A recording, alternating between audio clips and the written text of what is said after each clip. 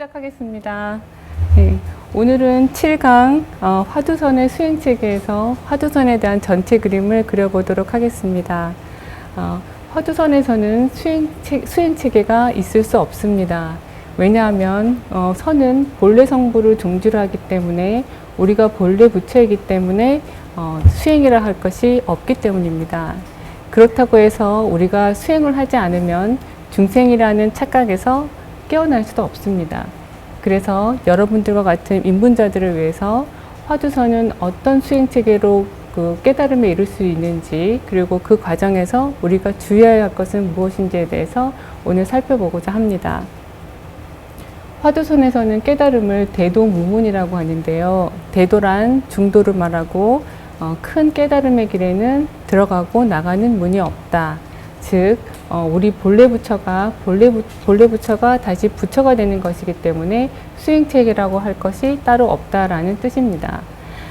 이렇게 그 선에서 저희가 수행체계가 따로 없다거나 아니면 깨달음의 문이 없다라고 할 때는 우리가 모두 본래 부처임을 강조하는 말로 받아들이시면 좋겠습니다. 화두선을 수행하려면 먼저 중도정견을 갖춰야 합니다. 부처님의 가르침을 이해해서 중도정견을 갖추는 것이 중요합니다.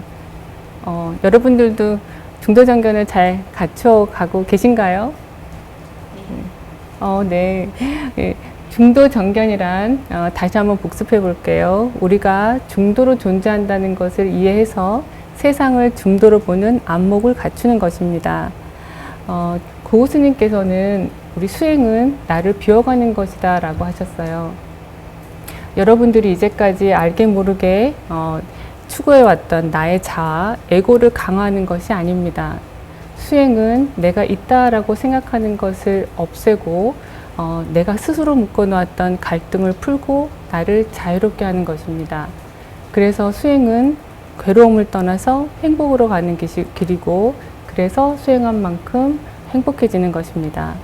만약 여러분들이 이 공부를 하시면서 괴로움만 더해진다면 그것은 정견이 아직 제대로 갖추어지지 않았거나 아니면 수행을 잘못하고 계시는 것이기 때문에 한번 점검해 볼 필요가 있습니다.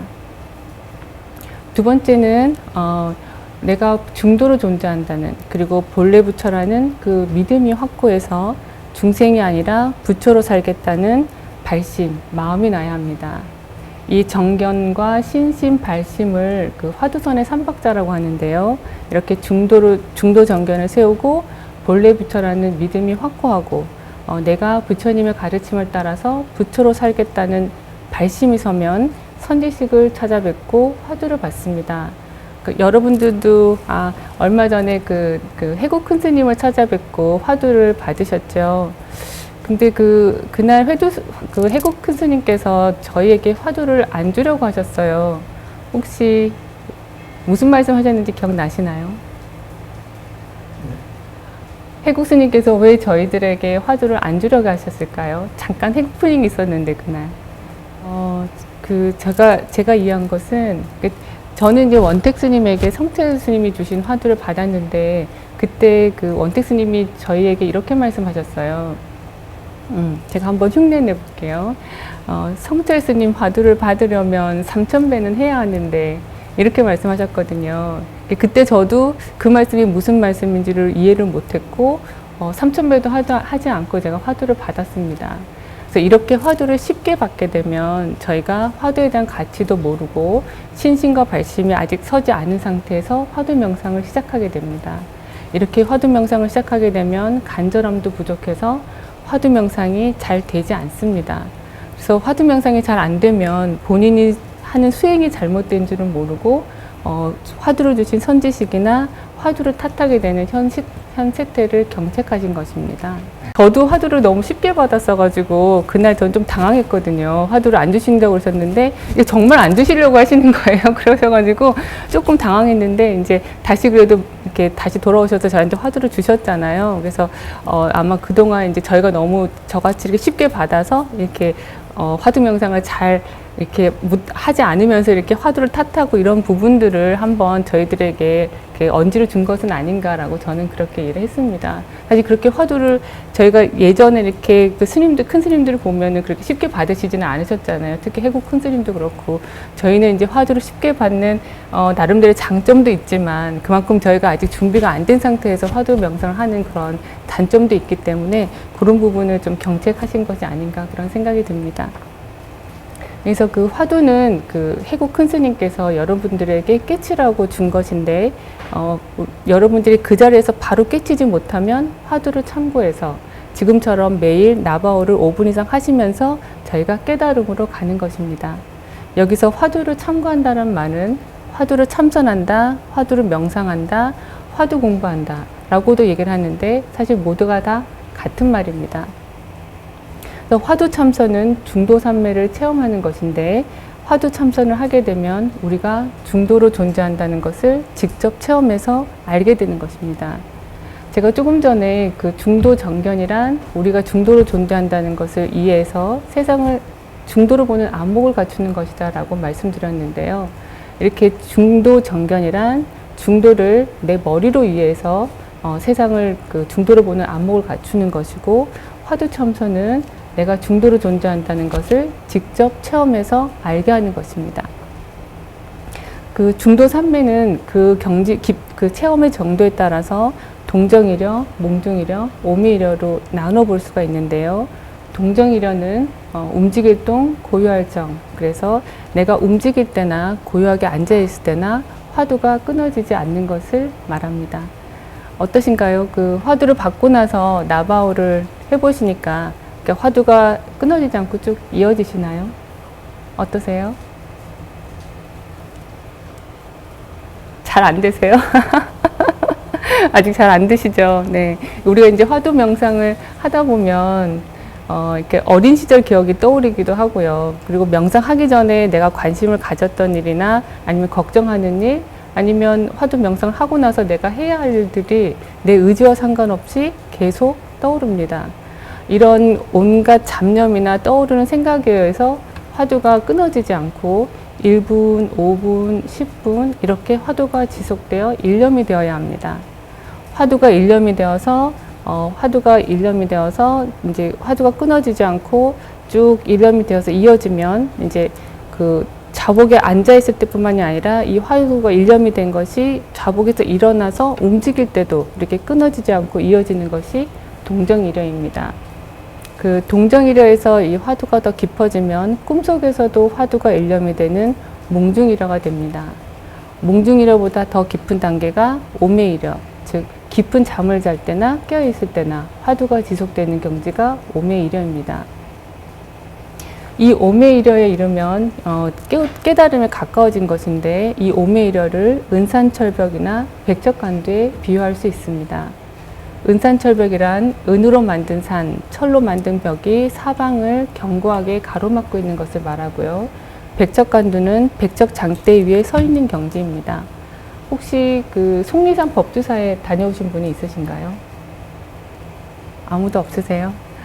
그 법주사 미륵대불의 높이가 백척입니다. 그래서 만약 여러분들이 그 미륵대불만큼의 높이에 그 대나무 둘레 정도의 그 장대 위에 서 있다고 한번 생각해 보세요. 어떤 생각이 들까요? 그렇죠. 평소에 잡념은 있을 수가 없겠죠. 이렇게 화두 위에는 아무런 생각도 나지 않는, 어떤 망상도 없는 경지가 바로 이 오매이려입니다. 이 오매이려 단계에서도 화두를 놓지 말고 그대로 밀고 나가야 합니다. 그래서 은산철벽을 단번에 깨어 뚫고, 그리고 백척 장대 위에서도 진일보, 그 목숨을 걸고 한 걸음 더 나가는 용기로 화두를 타파해야 합니다. 그래서 화두를 타파해서 중도를 깨치면 우리가 우리 본래 마음을 보았다고 해서, 즉 자성을 보았다고 해서 견성이라고 합니다. 즉 우리가 중도로 존재한다는 것을 깨닫는 것입니다. 마지막으로 화두를 타파하면 선지식에게 우리가 바르게 깨쳤는지 점검과 인가를 받아야 합니다. 선은 부처님의 가르침을 마음에서 마음으로 전한 것입니다. 그래서 우리가 어떤 경계를 보고 깨쳤다고 이렇게 착각하는 위험을 없애기 위해서 깨치게 되면 반드시 선지식을 찾아가서 공부를 점검하고 인가를 받는 절차를 진행해야 됩니다. 이것이 깨달음, 확철되어까지 이르는 마지막 관문 인가 절차입니다. 네, 이렇게 그 중도 삼매는 동정이려에서 몽중이려, 오매이려로 그 경지가 깊어지는데요. 공부가 빠른 사람은 언하되어 선지식과의 문답 끝에 바로 깨칠 수도 있습니다. 그리고 여러분들의 이해를 돕기 위해서 그 중도 삼매와 현대 그 심리학적 용어와 연결해 보면요, 그 동정이려는 우리가 지금처럼 일상적으로 깨어있는 의식 상태를 말하고요. 몽중이려는 우리의 내재화된 잠재의식에 해당합니다. 그리고 오매이려는 그 잠재의식보다 더 깊이 내장되어 있는 그 깊은 잠을 잘 때와 같은 무의식입니다. 네. 그래서 화두 명상이라는 것은 화두라는 방편을 이용해서 내 의식, 잠재의식, 무의식까지 완전히 깨끗하게 정화하는 것입니다. 화두로 내 잡념이나 온갖 번뇌 망상을 무의식 단계까지 이렇게 없애서 정화해서 이렇게 깨달음으로 가는 것입니다. 그래서 이제까지 그 말씀드린 화두선 수행 체계를 잠깐 정리해 보면요. 먼저 정견과 신심, 발심을 갖추어야 합니다. 그리고 나서 이제 선지식으로부터 받은 화두를 참고해서 화두를 타파한 후에 선지식으로부터 점검과 인가를 받는 일련의 과정입니다. 그런데 여기서 잠깐 생각해 볼게요.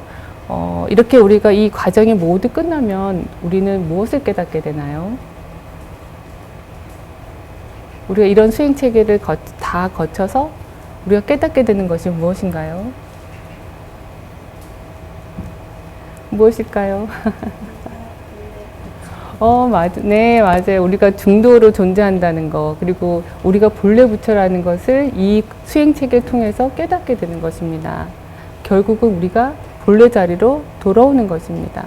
그래서 이 선에서의 깨달음은 중생이 부처가 되는 직선이 아니고 본래 부처가 중생이라는 착각에서 깨어나서 다시 제자리로 돌아오는 둥근 원과 같습니다. 그래서 선에서는 불교에서는 깨달음을 이론상에 비교합니다.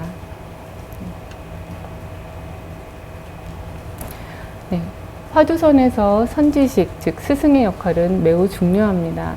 왜냐하면 우리가 어떤 선지식을 만나느냐에 따라서 우리의 공부 방향이 결정되기 때문입니다. 경전에서는 이렇게 말씀하셨어요. 선지식이란 훌륭한 의사와 같아서 중병을 거뜬히 고쳐내고 또 큰 공덕주여서 능히 마음먹은 대로 베풀 수 있다. 그러므로 선지식을 만나보려 하지 않고 자기 견해에만 사로잡혀 있다면 선수행 중 이보다 더한 병통은 없다라고 하셨습니다. 그래서 바른 선지식, 이 정견을 갖춘 선지식을 만나는 것이 그런 선지식을 만나서 저희가 그 분에게 화두를 받는 것이 중요합니다. 만약 선지식이 가까이 안 계시거나 자주 찾아뵐 수 없다면 부처님 경전이나 조사의록도 선지식 역할을 할 수 있습니다. 지금 대성사에서는 이번에 저희가 입문반을 처음 개설했지만 저희 생활찬선 명상 프로그램에서는 입문반부터 심화, 전문, 그리고 지도자 과정까지 개설되어 있습니다. 그래서 이 과정을 통해서 아주 중요하고 핵심적인 경전이나 선호록을 공부할 수 있습니다. 물론 이 경전이나 선호록을 공부하실 때 문자에 집착해서는 안 됩니다. 지식을 더하는 공부가 아니라 우리 본래 마음자리를 보여주고자 하신 말씀을 열린 마음으로, 그리고 시를 읽듯이 조금은 느린 호흡으로 읽어보시면 좋겠습니다. 그래야 얼어붙은 내 마음에 균열이 생기고 파동이 일 것입니다. 그리고 가장 무엇보다 중요한 것은 내 안의 선지식입니다. 내 안의 선지식은 누구일까요? 답이 나와 있는데요. 네, 내 안의 선지식은 바로 중도 정견입니다. 저희가 중도로 존재한다는 그 정견이 갖추어져야 중도 법문을 알 수 있고요. 그래야 중도 본문을 하시는 선지식을 찾아갈 수가 있기 때문입니다. 요즘은 마음만 먹으면 불교 공부를 얼마든지 할 수가 있어요. 그 경전도 쉽게 구할 수 있고, 이렇게 도심 속에서 불교 강좌에 참석할 수 있고, 유튜브를 통해서 다양한 법문도 들을 수가 있습니다. 그런데 이 정보가 너무 많고 다양하기 때문에 나를 자유롭게 하고 나와 남이 함께 잘 사는 그런 잘 사는 삶을 지향하는 그런 법문 또는 공부를 선별할 수 있는 안목도 필요하게 되었습니다. 그래서 어느 때보다 정견이 더 중요하다고 생각합니다. 그리고 제가 지난 강의에서 제가 불교 공부하면서 이제 제가 발견한 불교의 소중한 가치 중에 하나가 평등이라고 말씀드렸는데요. 또 다른 제가 발견한 불교의 소중한 가치가 바로 이 자유입니다. 여러분들도 공부하시다 보면 이 자유가 기존의 그런 피상적인 자유가 아니라 진정한 자유로 아마 다가오시게 될 거라고 생각합니다. 저는 불교 공부하기 전에 별로 자유롭지 못했나 봐요. 그래서 이 자유란 말이 굉장히 저는 새롭고 아주 크게 다가왔습니다. 다음은 가나선에서 핵심이 되는 세 가지 삼류에 대해서 알아보겠습니다. 먼저 대신심, 큰 믿음인데요. 우리가 본래 부처라는 믿음, 선지식에 대한 믿음, 그리고 화두에 대한 믿음입니다. 우리가 본래 부처라는 믿음과 선지식에 대한 믿음은 앞서 말씀드렸고요. 화두에 대한 믿음은 화두가 내 안의 번뇌망상을 단번에 깨어 없애주는 그런 특별한 공부 방법이다 라는 믿음입니다. 우리가 화두에 대한 믿음이 없는데 화두 명상이 잘 될까요? 잘 될까요? 잘 되지 않겠죠. 예. 그래서 근데 그러면 화두에 대한 믿음을 어떻게 하면 저희가 생기게 할 수 있을까요? 정견을 갖추고 부처님의 깨달음 세계에 대한 이해가 깊어질수록 화두에 대한 믿음도 커지고 화두 명상을 하고 싶은 마음도 생길 것입니다. 이렇게 믿음이라는 것은 내가 원한다고, 내가 믿고 싶다고 해서 믿어지지가 않죠. 네. 그래서 여러분들이 저희 수업에서 당신이 본래 부처입니다 라고 했을 때 어떠셨어요? 아, 내가 원래 본래 부처였구나 라고 100% 수긍이 되시던가요? 제가 부처라면 참 좋겠습니다 라고 그렇게 답을 했었어요. 예, 예, 그 박사무의선사는 자기가 부처임을 믿는 사람은 선을 할 수 있는 근기다 라고 말씀하셨고요. 불교는 믿으면서 자기 마음을 믿지 않는 사람은 그 믿음은 얕은 믿음이다. 마음이 곧 부처다 라고 믿는 것이 바른 믿음이다 라고 하셨습니다. 네. 그 다음 두 번째 대분심은 내가 본래 부처인데 나는 왜 부처님과 같이 평온하고 지혜로운 마음이 아니라 이 중생의 마음에서 깨어나지 못하고 고통 속에서 살고 있는가라고 스스로 분한 마음을 일으키는 것입니다.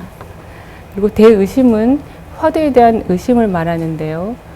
우리가 화두 명상이라는 것은 우리 모든 의식을 화두에 집중해서 커다란 의심을 일으키고 화두 의심이 일념이 되어서 마침내 오미의력까지 이르러서 깨치게 하는 공부 방법입니다. 이 화두에 대한 의심이 클수록 화두가 깊어집니다. 여기서 의심이라는 것은 저 사람은 의심이 많아서 다른 사람들을 잘 믿지 않아 라고 할 때 의심이 아니고요. 네, 이렇게 저희 화두, 받으신 화두처럼 부처님을 물었는데 어째서 삼석은이라고 했을까? 어째서와 같은 의문입니다. 네, 그래서 만약 여러분들이 화두에 대한 의심 또는 의문이 잘 생기지 않는다면 그것은 언어나 문자에 집착해서 사랑 분별하는 것입니다. 우리가 사랑 분별 또는 아르마리를 끊으려면 잡념이나 망상을 멈추려면 화두를 간절하게 의심에 들어가야 합니다.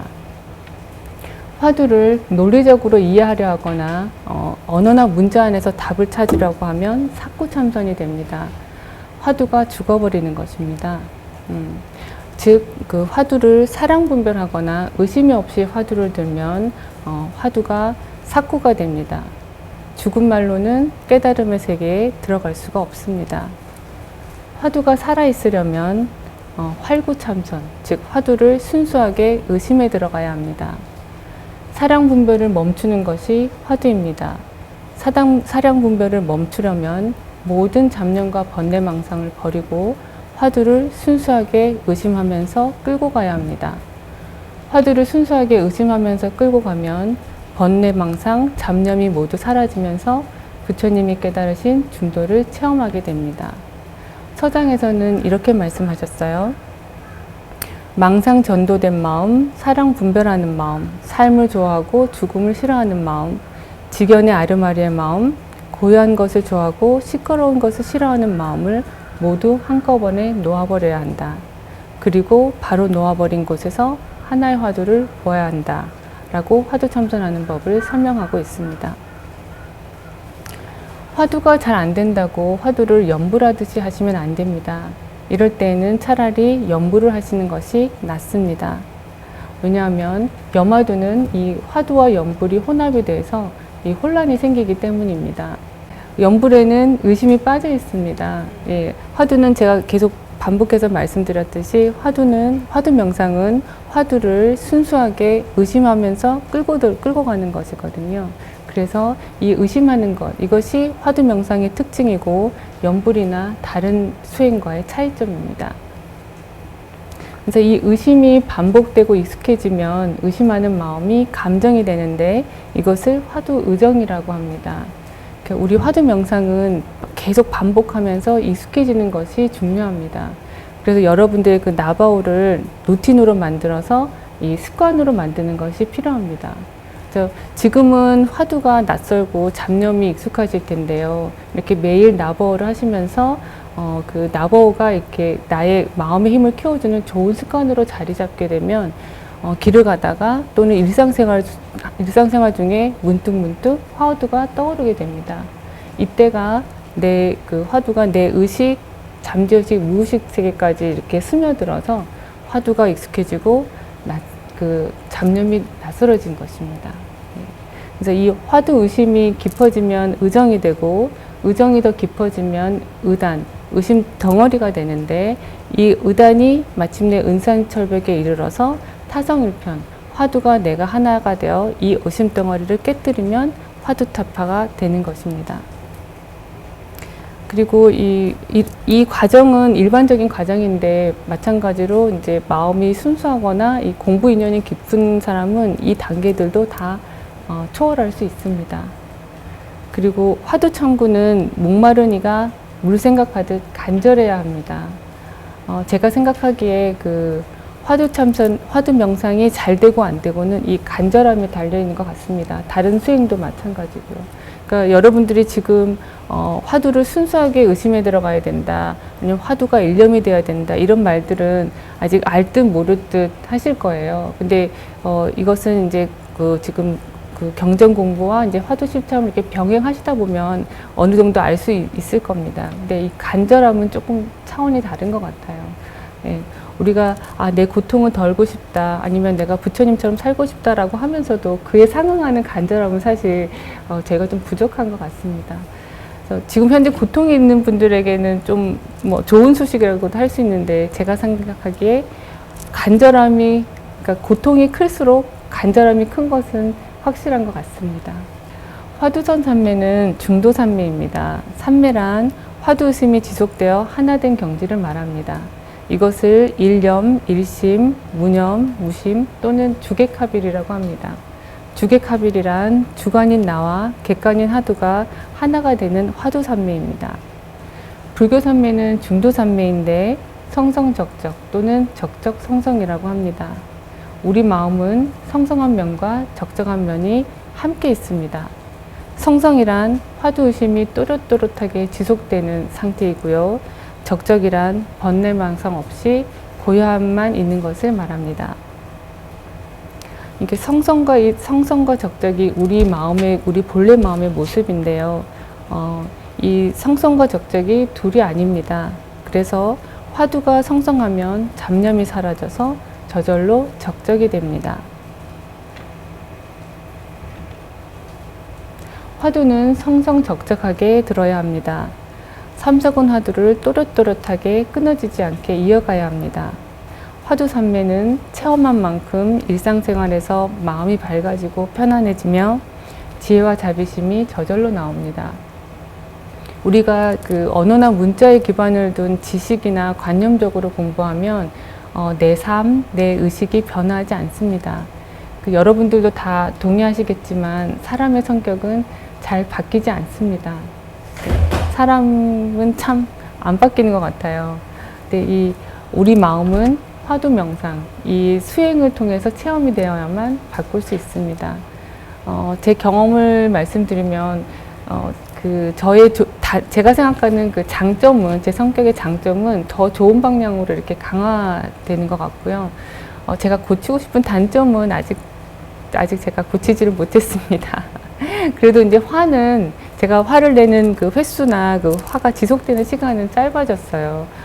지금은 이제 화가 나면, 내가 이 경계, 이 외부의 자극을 또 넘어서지 못했구나라고 저 자신에게 실망을 하게 되고, 또 다행히 화를 잘 넘어가면, 내가 수행이 잘 되고 있구나라고 이렇게 알아차리게 되니까 화는 저절로 이렇게 줄어들더라고요.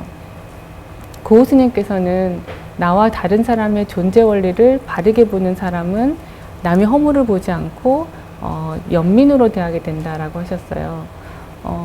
왜 우리가 우리 존재 원리를 제대로 바르게 보면 화를 내지 않고 연민으로 보게 될까요?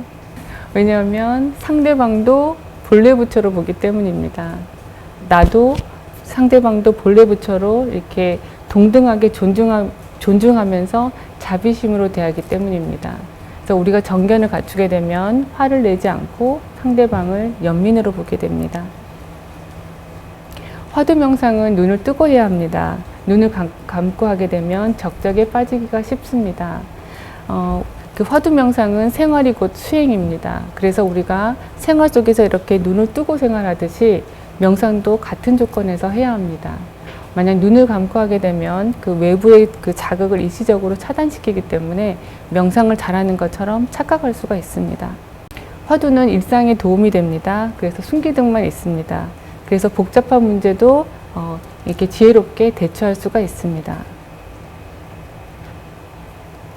화두산매는 성성적적 중도산매인데 고요함만 지속되는 적적산매가 있습니다. 우리가 화두 명상을 하다 보면 이렇게 잡념이 사라져서 고요하고 편안해지는데 이 고요한 자리에 집착하는 것을 말합니다.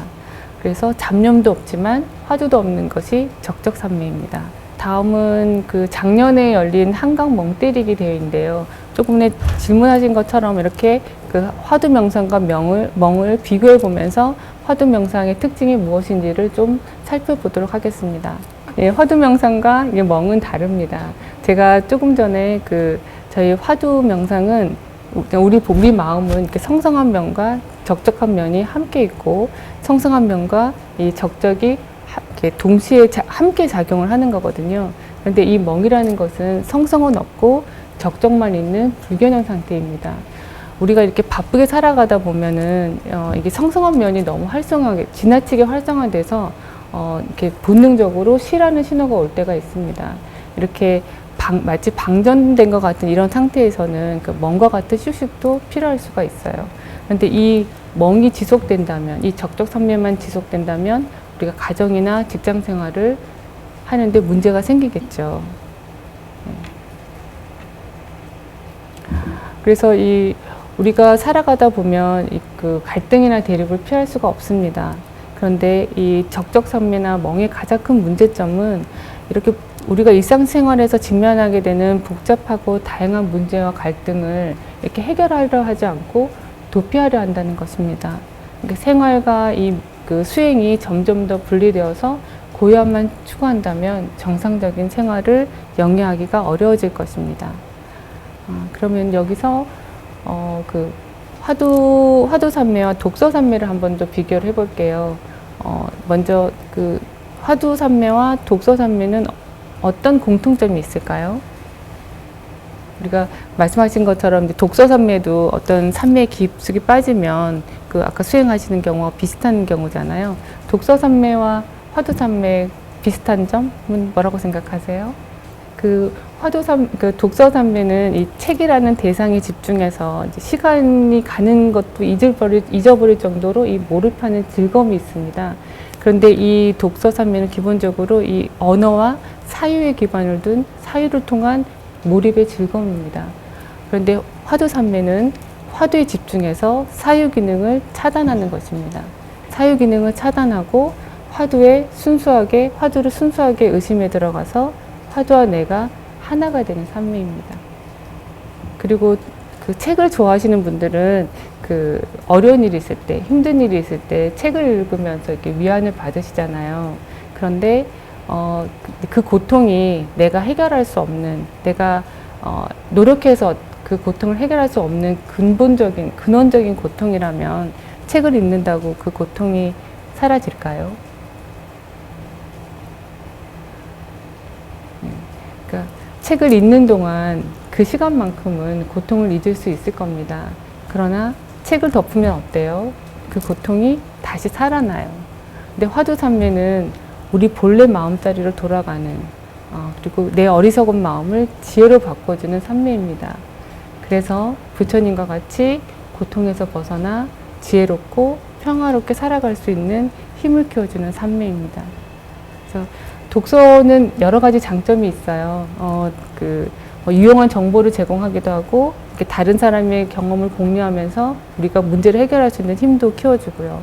하지만 이 독서는 모두 이런 장점들이 그 사랑 분별 속에서 이루어집니다. 그래서 우리가 경전을 제대로 읽으려면 반드시 화두 명상을 병행해야 하는 이유가 여기에 있습니다. 그래서 아까 말씀드렸듯이 화두 명상은 매일매일 반복해서 익숙해지는 게 중요한 거거든요. 그러니까 지금은 잡념이 익숙한데 매일매일 화두 나바오를 하면서 오히려 이제 잡념이 더 낯설어지고 화두가 계속 이렇게 내가 좋아하는 노래가 나도 모르게 이렇게 노래가 떠오르는 것처럼 이렇게 화두가 나도 모르게 문득문득 이렇게 떠오르면 되게 반갑죠. 내가 화두를 하려고 지금은 의도적으로 하고 계시잖아요. 근데 내가 의도적으로 화두를 하려는 마음을 갖지 않아도 이게 습관이 돼서, 좋은 습관이 돼서 계속 화두가 이렇게 떠오르고, 그래서 이렇게 무슨 일을 하다가도 이렇게 중간중간에 이제 화두를 하게 되는 그래서 일상생활 중에 어디서든 우리가 할 수 있으니까 그게 화두 명상의 장점이라고 할 수 있어요. 그러니까 예를 들어서 다른 명상 같은 경우에는 뭐 소리 명상이다 그러면 우리가 고요한 장소에서 앉아서 뭔가 준비를 하고 이제 차분하게 우리가 명상을 이렇게 할 수가 있는데, 이 화두 명상은 정말 길을 가다가 내가 집안일을 하다가 뭐 어떤 일상생활을 하는 중에 계속 할 수가 있으니까요. 근데 지금은 여러분들은 처음이기 때문에 이제 어느 정도 준비가 필요하죠. 네, 이렇게 자리도 본인이 집안에서도 본인이 가장 좋아하는 자리, 그런 데를 마련해서 계속 하다 보면 그 자리만 앉으면 자연스럽게 화두가 쉽게 들어갈 수 있는 그런 자리도 필요하고 좀 뭔가 준비 과정도 필요한데, 이게 조금 이제 익숙해지면 이제 그런 준비도 필요 없이 내가 언제 어디서든지 이제 뭐 지하철을 타고 가다가 뭐 운전하시다가 다 화두가 저절로 떠오르니까 화두 명상을 이렇게 나와 함께 같이 가는 친구처럼 그렇게 화두가 익숙해지게 되실 겁니다. 네, 중도 산매는 적적 성성이라고 하는데요. 우리가 이 중도를 그 불교에서는 여러 가지 다양한 표현을 하고 있습니다. 그래서 이 다양한 표현 중에서 몇 가지만 살펴볼게요. 저희가 지난 강의 3강에서 그 중도에 대해서 이렇게 정의를 했었어요. 중도란 있다 없다 양극단에 집착하지 않고 양변에도 집착하지 않는 것이다. 양변에도 집착하지 않고 중간에도 집착하지 않는 것이다 라고 저희가 하나를 정의를 했고요. 또 하나는 있다 없다 두 극단을 떠나되 있다 없다 두 극단을 다 아우르는 것이 중도다 라고 저희가 정의를 내렸었는데요. 혹시 기억나시나요? 여기서 그 있다 없다 두 극단을 떠나되 라는 것이 그 적적에 해당하고요. 있다 없다 두 극단을 다 아우르는 것이 바로 성성입니다. 그 육조 단경에서는 중도를 정해라고 하는데요. 정할정 슬기로울해. 우리 마음에서 양변을 떠나는 것이 정이 되고 정한 자리에서 지혜가 나옵니다. 여기서 정이 적적이고 해가 성성입니다. 그리고 대승에서는 중도를 체용이라고 하는데요. 체가 적적이고 체에서 일어나는 작용이 성성입니다. 네, 이렇게 이제 불교에서 다양하게 종파별로 이렇게 그 중도를 표현하고 있지만 그 이름만 다를 뿐 모두 다 근본은 중도입니다. 네, 오늘 질문을 하면서 제가 약간 이제 페이스가 흔들렸어요.